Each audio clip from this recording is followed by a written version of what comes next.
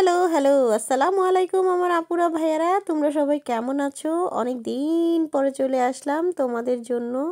আমি সুমাইয়া সুমু, এবং যারা যারা আমাকে মিস করেছো তাদেরকে আমি বলবো তোমাদের সুমু। তো আমি অনেক দিন, প্রায় 100 বছর পর একটা ভিডিও দিচ্ছি। আমি অনেক বেশি ব্যস্ত ছিলাম, ব্যস্ততার কারণে দিতে পারছিলাম না, বাট এখন থেকে চেষ্টা করব তোমাদের সাথে কন্টিনিউ হয়ে যেতে। তো যারা যারা আমার চ্যানেলে নতুন, সবাই একটা লাইক দিয়ে শুরু করো। আমি ফ্রান্সে থাকি এবং ফ্রান্সের সুমাইয়া সুমু। আর বেশি ইন্ট্রোডাকশন দিলাম না ভাই, এত ইন্ট্রোডাকশন দেওয়ার সময় নাই। চলো, অনেক কাজ করতে হবে। তো আজকে আমার মেয়ের যে ফার্স্ট ডে স্কুল ছিল, সেই দিনের যে গোছগাছ, যে প্রিপারেশন, চলো আমার সাথে করে ফেলবা তোমরা সবাই মিলে। এবং যারা যারা ফ্রান্সে আসো, নতুন বেবির মা, তারা জানতে পারবা যে কি কি শিখতে হবে, কি কি দিতে হবে। তো যাই হোক, আমি তো আমার শপিং ব্লগটা অনেক আগেই করে ফেলছিলাম। এটা শপিং ব্লগ যারা দেখতে চাও অবশ্যই তোমরা দেখে নিবা। স্কুলের জন্য যে শপিং করেছিলাম, তারপরে এখানে নাম লিখে লিখে দিতে হবে, সব কিছু প্রিপারেশন করতে হবে। এই জন্য আমি যেরকম কাগজ নিয়ে আসছিলাম, এগুলোর মধ্যে স্কচ দেয়া আছে, এগুলোর মধ্যে সামনের দিকে নাম লিখে লাগিয়ে দিতে হবে। সব কিছুতে সুন্দরভাবে নাম লিখে লাগাতে হবে, যাতে নামগুলো দেখে টিচার ওগুলো সব ডিভাইড করে, তারাও স্টিকার করবে, বাট মানে নাম লিখে দিতে হবে। তো আমার মেয়ের এই যে দেখো, ছোট ছোট ছোট ছোট হাত, কি কিউট। সে প্রাইমারি স্কুলে প্রমোশন পাইছে, আমার বিশ্বাসই হয় না, কিন্তু এখন তাকে শিখাতে হবে এগুলো কিভাবে কি করতে হয়, যেহেতু তার এই কাজগুলো। তো আমাদের বাঙালিদের সিস্টেম তারা বাচ্চাদেরকে নিজের কোনো কাজ করতে দেয় না, মায়েরা করে দেয়। তো আমিও সেই একজন বাঙালি মা, কিন্তু এখানে সেটা চলবে না। এখানে তোমার বাচ্চার কাজ তোমার বাচ্চাই করবে। এমন একটা অবস্থা। তো আমি কেটে কেটে দিছি, সব করে দিছি। সে সব দেখে দেখে শিখে রাখতেছে, কোন ফাইলটা কোনটা কি, এগুলো টিচারকে বলবে, টিচার ওভাবে করে সাবজেক্ট ওয়াইজ করে দিবে যে এটা এটা এভাবে করে করতে হবে। তারপর এই ছোট ছোট চিকন চিকন এগুলো কেটে নিয়েছি অন্য যেগুলো চিকন জিনিস, সেগুলোর মধ্যে নাম লিখে রাখার জন্য। আসলে এই প্রতিটা জিনিসই স্কুলে রেখে দিবে, এগুলো কোনো কিছু বাসায় নিয়ে আসবে না, বাসার জন্য আলাদা জিনিস থাকবে। তো স্কুলে রেখে দিবে, এই জন্য স্কুলের জন্যই সব কিছু। তো যাই হোক, আমি তো নাম টাম লিখে একেবারে ক্লান্ত, আর আমার বাচ্চারা আমার থেকে বড় পণ্ডিত। আমি একদিকে নাম লিখতেছি, আর একজন নিয়ে আরেক জায়গায় লাগাই ফেলতেছে। তো ব্যাগ এগুলো সব গুছাবো, আমি অলরেডি সব কিছু করে গুছিয়ে ফেলছিলাম একবার ব্যাগ, তারপর আবার মেয়েকে সব দেখিয়ে দেখিয়ে গুছাচ্ছি, যাতে ও মানে বুঝে, যেহেতু ব্যাগটা ও হ্যান্ডেল করবে। আর সবচেয়ে বড় কথা কি, ও এতই ছোট যে ওকে আমি কোনো কিছু করতে দেইনি কখনো।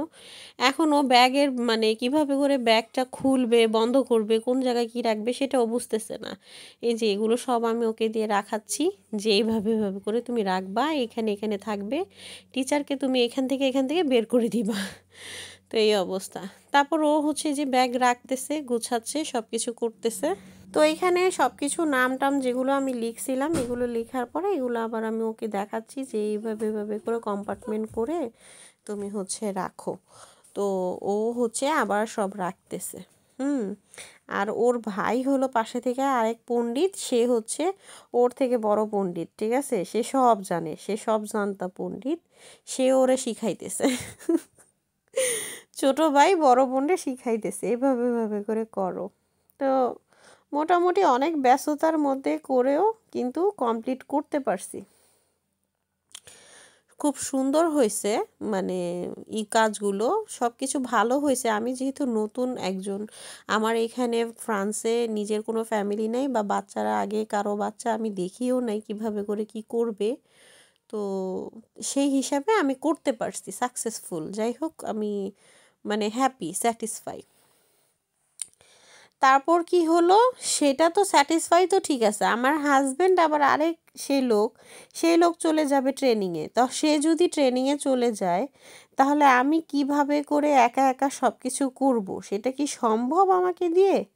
হ্যাঁ, সেটাও সম্ভব। এখন সে আমাকে দিয়ে এটাও সম্ভব করাবে। সে চলে যাবে ট্রেনিং সেন্টারে আর আমি হচ্ছে ৩ বাচ্চা নিয়া এক বাচ্চাকে দিব হচ্ছে ছোট ক্লাসের যে স্কুল অন্য স্কুল আর মেয়েটাকে দিব বড় স্কুল আর কোলে থাকবে আরেকজন। ঠিক আছে? এদের নিয়ে আমি হচ্ছে দৌড়াদৌড়ি করব এক স্কুল থেকে আরেক স্কুলে। এই দৌড়াদৌড়ি করে হচ্ছে আমাকে এই কাজগুলো করতে হবে। আর সে হচ্ছে সুন্দর করে চলে যাবে, ট্রেনিং করবে। যাই হোক বাবা, কিছু করার নাই, ট্রেনিং করুক সে, তার যেটা ভাল লাগে সে করুক। আমি এই যে আমার মেয়েকে শিখাইতেছিলাম কিভাবে বোর্ড ডাস্টার এগুলো ব্যবহার করবে, এগুলো শিখাচ্ছিলাম যে তুমি এইভাবে করে এটা রাখবা এটার মধ্যে। ওকে সব কিছু এখানে দেখাই দিচ্ছিলাম। আর ব্যাগে ট্রেনিংও দিতে হবে যে ব্যাগটা যাতে ও সুন্দরভাবে গুছাইতে পারে।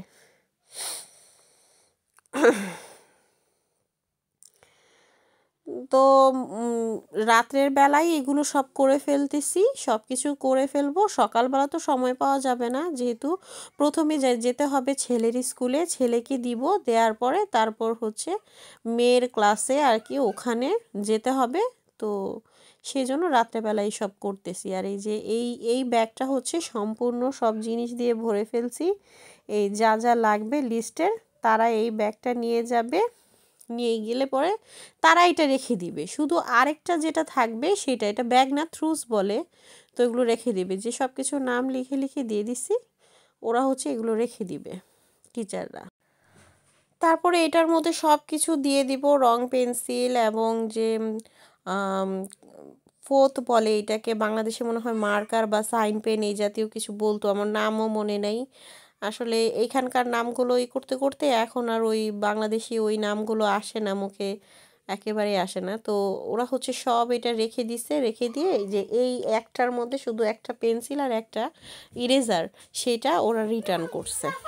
তারপর তো এই তো জিনিস শেষ হওয়ার নামই নিতেছে না, শেষই হয় না। তো এইটার মধ্যে আসলে আমি কাগজ দিয়ে লাগানোর চেষ্টা করেছিলাম, বাট এটা কটনের হওয়াতে এখানে কোনো স্টিকার থাকছে না। তো ওর বাবা এটার মধ্যে ডিরেক্টলি নাম লেখার কথা বলেছে যে ডিরেক্টলি নাম থাকবে। তো সে পেন দিয়ে পরে এটাকে রাইটিং দিবে যে কিভাবে করে ডিরেক্টলি লিখে দেয়। তো থাক, সমস্যা নাই। কাগজ যেহেতু থাকতেছে না, বারবার উঠে যাচ্ছে, স্টিকারগুলো থাকছে না, কটন তো এই জন্য। তারপর এগুলো সব গোছানোর পরে আবার মেয়েকে দেখাইতেছি যে দেখো এখানে হচ্ছে তোমার রং পেন্সিল আছে, এখানে এইটা, এখানে ওইটা, ওখানে ওইটা, এরকম বলে দিচ্ছিলাম। আর পরে হচ্ছে লাস্টে কলম দিলাম, কলমের কথা বলে দিছে দুইটা হচ্ছে নীল কলম, দুইটা কালো কলম, একটা সবুজ কলম, একটা লাল কলম, এরকম বলে দিছে। তো সেই কলমগুলো মানে করছি, সব দিয়ে দিছি, যেভাবে যেভাবে বলেছে ওইভাবে দিয়ে দিছি। এগুলোর মধ্যে আর নাম লিখিনি, অনেকে এগুলোর মধ্যেও নাম লিখছে, বাট আসলে আমার কাছে মনে হয়নি যে ওটার মধ্যে নাম লেখার প্রয়োজন আছে, তো দেই নেই। এমনি যেগুলোর মধ্যে নাম লেখার দরকার সেটাতেই লিখতে পারতেছি না, মোট কথা এমন একটা অবস্থা। তো মানে জিনিস এত বেশি হয়ে গেছে, এগুলো সব রেখে দিছে বাসায়। এখন বর্তমানে হচ্ছে শুধু একটা ফাইল দিয়ে দিছে, আর এগুলো সবই রেখে দিছে একটা ফাইলের মধ্যে। টিচার যে কোনো সমস্যা হলে সেটা লিখে দেয়, আর একটার মধ্যে হচ্ছে বইয়ের মতো শিটগুলো সেগুলো দিয়ে দেয়। আর একটা পেন্সিল আর একটা হচ্ছে ইরেজার দিছে, এই দিয়ে দিছে ফেরত, আর বাকি সবই রেখে দিছে। আর বাসায় যে কাজগুলো করাবো, হোমওয়ার্কের যে কাজগুলো যেগুলো করাবো, এগুলো সব কিছুই কেনা করতে হবে, আমার নিজের থাকতে হবে আর কি। তো যখন আমি কিনেছিলাম তখনই সব কিছু 2 সেট করে কিনে নিছি। কারণ আমি মোটামুটি মনে হয় জানতাম মনে মনে যেগুলো ওরা রেখে দিলে আমার লাগবে বাসায়, তখন ডিসকাউন্টের টাইমও ছিল, তো কিনে নিছি। তারপরে এই অবস্থা, মোটামুটি ভালোই সব কিছু সুন্দরভাবে দেখে দুখে চলে গেছে। এখন শেষ, ব্যাগটা সব কিছু কমপ্লিট করে ফেলছি, করে ফেলার পরে এখন আর কি সকালের অপেক্ষা। তো সকালে তো আসলে এগুলো করা সম্ভব না কখনোই, বাচ্চারা তো ঘুম থেকে উঠতেই চায় না, ওদেরকে নাস্তা খাওয়ানো বা আমি একা হ্যান্ডেল করার জন্য হাজব্যান্ড আর কি সে রাত্রেবেলায় সব কিছু হেল্প করতেছে সাথে, আমাকে সে সাথে থেকেই হেল্প করতেছে। আর সবচেয়ে বড় হেল্প হতেছে যে মানে যে ডিস্টার্ব করতেছে ওরা, সেইটা সে হ্যান্ডেল করতেছে। তো এখন মেয়েকে আরও 2-3 বার ট্রেনিং দিতেছি যে কিভাবে বন্ধ করে কিভাবে খোলে। তো মেয়ে তো পারতেছে না, বাট ওনার পণ্ডিত ভাই ঠিকই পারতেছে। যার ব্যাগ সে পারতেছে না, তারপর যাই হোক পারছে পরে শেষ পর্যন্ত। পরে আবার দেখাই দিলাম যে এটা এভাবে এভাবে করে আছে, টিচারকে এটা এটা এটা দেখাবা, এখান থেকে বের করে দিবা, না দিতে পারলে তো আবার বকা দিবে। তারপর পরে এই তো শেষ হইলো। যাই হোক স্ট্রাগল করে বাচ্চাদেরকে নিয়ে 3জনকে নিয়ে একটা যে কোনো কাজ, এই জাতীয় কাজগুলো ক্রাফটিংয়ের কাজ ওরা দেখলে ওরা নিজেরাই পাগল হয়ে যায় যে ওরাই ক্রাফটিং করবে, এমন একটা অবস্থা।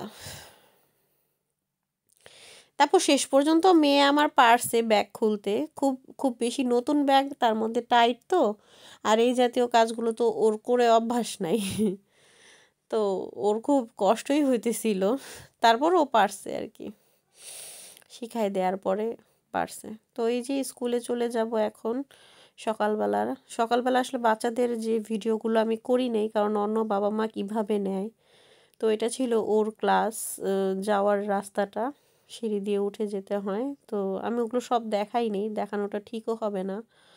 তো এটা হচ্ছে মেয়ের ক্লাসরুম, এক কোণা দিয়ে সাইডে খেলার জায়গা। টিচার আবার কি না কি বলে, এই জন্য আমি আর সবটুকু দেখাইনি। চেষ্টা করেছি শুধু আমার মেয়ের মধ্যে আবদ্ধ রাখার, তারপরও সাইড দিয়ে 2-1 সময় হয়তো চলে আসছে।